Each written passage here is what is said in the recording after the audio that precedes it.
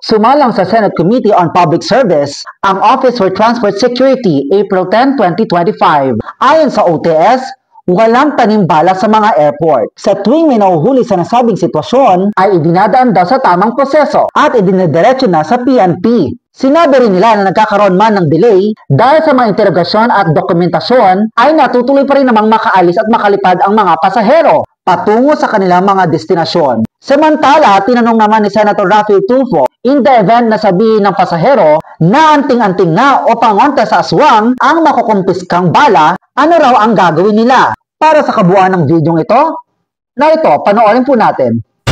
Walang tanim bala sa paliparan sa bansa. Yan ang iginiit ng Office for Transport Security sa Senado. Kaugnay ng mga pasaherong nakuhanan ng bala sa bagahe. Nakatutok si Ian Cruz.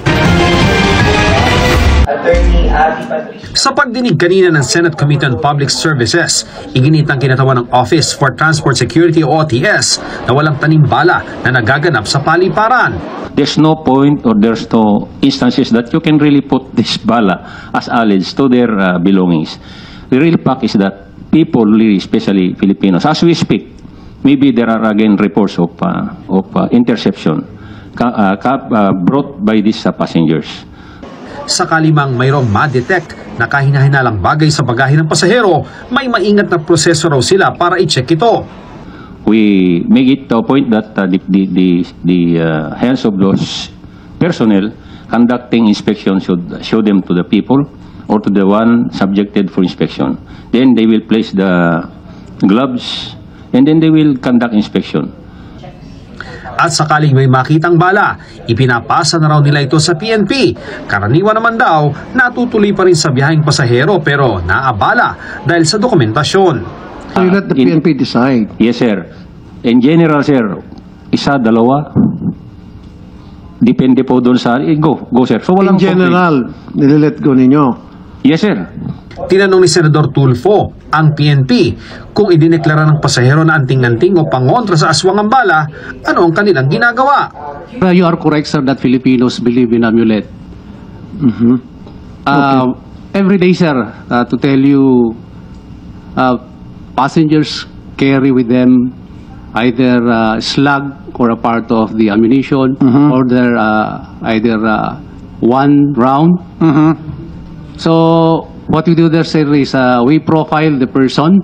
Okay. Especially if this is not a threat to civil aviation. Kinukumpiska na lamang daw ang bala at sa huli, wala naman daw kinakasuhan na pasahero. Itong Marso lamang, 3 tauhan ng OTS ang sinibak ni Transportation Secretary Vince Dizon nang masangkot umano sa tanimbala sa NAIA. Ipinag-utos din ni Dizon na rebisahin ng OTS ang kanilang screening at security protocol sa paliparan. Samantala, kanina sa hiwalay na press conference, sinabi ng MIAA na hindi maaaring ikonsidera na tanimbala ang mga bagong insidente. Lahat ng mga nahanap namin, nakita namin na sinasabi na tanimbala, wala nagtanim. Kaya hindi pwedeng sabihin tanimbala yun. That's one thing that we have to really complete now, yung CCTV natin. Plano namin talaga dagdagan, pinapaspasan namin. Para sa GMA Integrated News, Ian Cruz, nakatutok 24 oras. Kaya naman sa mga kababayan natin na nagbabalak makaalis at lumipad sa ibang bansa, siguraduhin mabuti ang seguridad ng ating mga bagahe. I-double check o i-triple check ng maigi ang nilalaman ng ating mga bagahe. Upang pagdating sa airport ay wala tayong violation o kahit anumang paglabag na magagawa.